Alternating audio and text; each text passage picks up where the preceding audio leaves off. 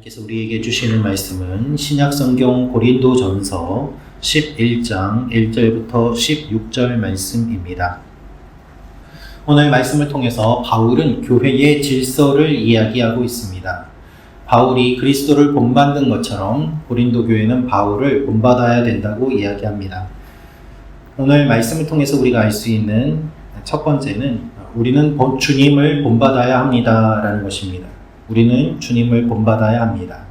우리 1절, 2절 말씀 다시 한번 읽도록 하겠습니다. 시작. 내가 그리스도를 본받는 자가 된 것 같이 너희는 나를 본받는 자가 되라. 너희가 모든 일에 나를 기억하고 또 내가 너희에게 전하여 준 대로 그 전통을 너희가 지킴으로 너희를 칭찬하노라. 아멘. 바울이 나를 본받으라 라고 이야기하는 것은 그리스도를 자신이 본받았기 때문에 고린도 교회의 성도들도 결국 그리스도를 본받으라는 그와 같은 의미를 담고 있습니다. 그리스도께서 보이신 모범이 계속해서 전수되기를 원하였던 것입니다. 예수님이 본을 보여주셨고 바울이 그것을 따라합니다. 그리고 고린도 교회의 성도들도 바울을 따라함으로 말미암아 결국 주님의 일이 계속되기를 원하는 마음으로 이 글을 쓰고 있습니다.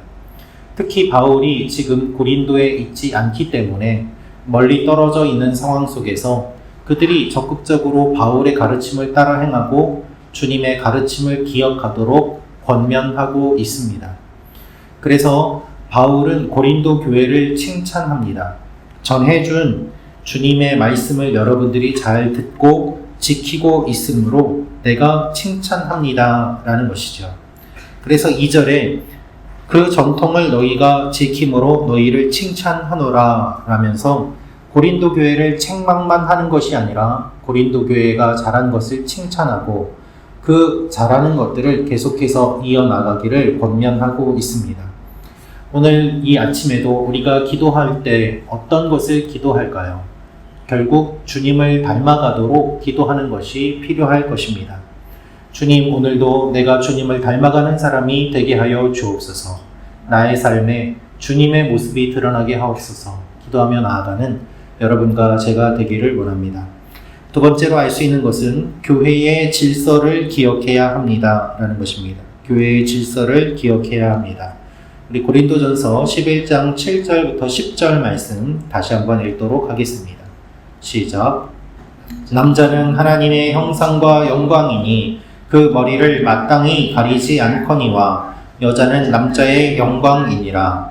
남자가 여자에게서 난 것이 아니요 여자가 남자에게서 났으며 또 남자가 여자를 위하여 지음을 받지 아니하고 여자가 남자를 위하여 지음을 받은 것이니 그러므로 여자는 천사들로 말미암아 권세 아래에 있는 표를 그 머리 위에 둘지니라. 아멘.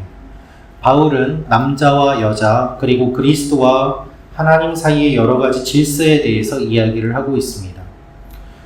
바울이 살던 당시에 당연히 남성 우월주의가 가득하였고 바울도 그와 같은 교육을 받으며 살았습니다. 그러나 주님을 만나고 하나님의 마음을 품게 되니 그 문화와 가치관을 뛰어넘는 이야기를 오늘 하고 있는 것입니다. 본문의 내용은 어떠한 성이 우월하다는 것을 말하는 것이 아닙니다. 하나님께서 남자와 여자를 만드셨고 각각의 역할이 있기 때문에 존귀한 위치에서 각자 서로의 질서를 유지하며 하나님의 영광을 나타낼 것을 이야기하고 있습니다. 남자와 여자가 서로 사랑하고 존중하며 하나님이 주신 질서를 따라 살아갈 때 하나님의 영광이 드러난다는 이야기입니다. 오케스트라에도 다양한 악기가 있지 않습니까?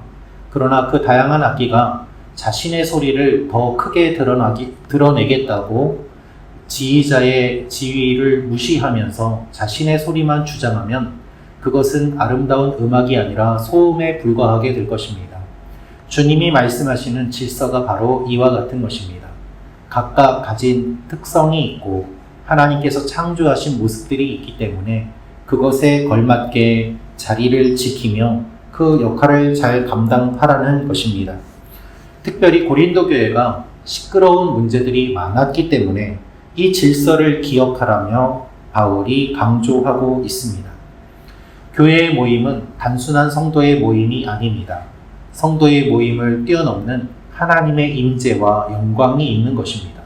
그렇기 때문에 자신의 소리를 내는 것을 절제하며 하나님의 영광을 사모하고 그 자리에서 아름답게 질서와 조화를 유지할 때 교회가 건강하게 서나갈 것을 이야기하고 있습니다.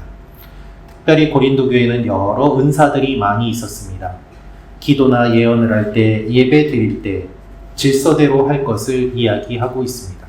오늘 이 말씀을 우리가 생각하면서 우리에게 있는 은사를 기억하고 또한 교회를 생각하며 질서를 바라보며 나아가는 여러분과 제가 되기를 원합니다. 마지막으로 알 수 있는 것은 다름이 축복입니다 라는 것입니다. 다름이 축복입니다. 우리 14절부터 16절 말씀 같이 읽겠습니다. 시작. 만일 남자에게 긴 머리가 있으면 자기에게 부끄러움이 되는 것을 본성이 너희에게 가르치지 아니하느냐. 만일 여자가 긴 머리가 있으면 자기에게 영광이 되나니 긴 머리는 가리는 것을 대신하여 주셨기 때문이니라. 논쟁하려는 생각을 가진 자가 있을지라도 우리에게나 하나님의 모든 교회에는 이런 관례가 없느니라. 아멘. 바울은 남자와 여자의 다름에 대해서 이야기를 합니다. 긴 머리가 남자에게는 부끄러움이 되지만 여자에게는 영광이 되는 것처럼 각각의 위치에서 각각의 사람들에게 어떠한 것은 그것이 영광이 되지만 어떠한 것은 부끄러움이 된다고 이야기를 하고 있습니다. 그렇기 때문에 나도 저 사람처럼 저렇게 해야 되겠다라면서 서로의 의견을 주장하고 싸우다 보면은 그것은 오히려 부끄러움이 되고 각자의 자리에서 그 주신 은사를 활용하는 것이 하나님의 영광이 됨을 이야기하고 있습니다.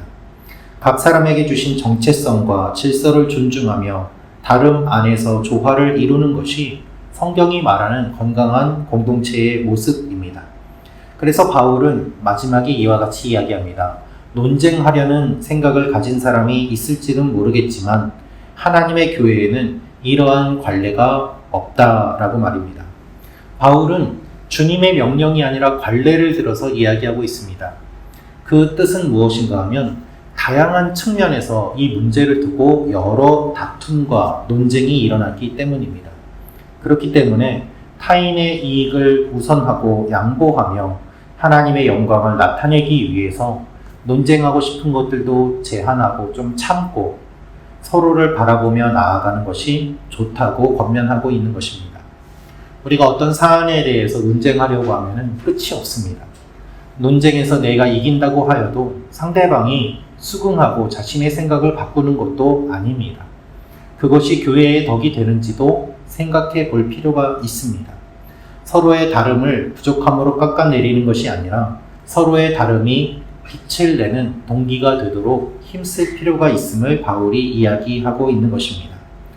남자와 여자의 다른 부분이 하나님의 영광을 나타낼 수 있는 것처럼 교회 안에 여러 다른 부분들이 하나님의 영광을 나타낼 수 있음을 이야기합니다. 이것을 기억하며 하나님의 영광을 바라보며 오늘도 나아가는 여러분과 제가 되기를 원합니다. 기도하겠습니다. 구독과 좋아요는 사랑입니다.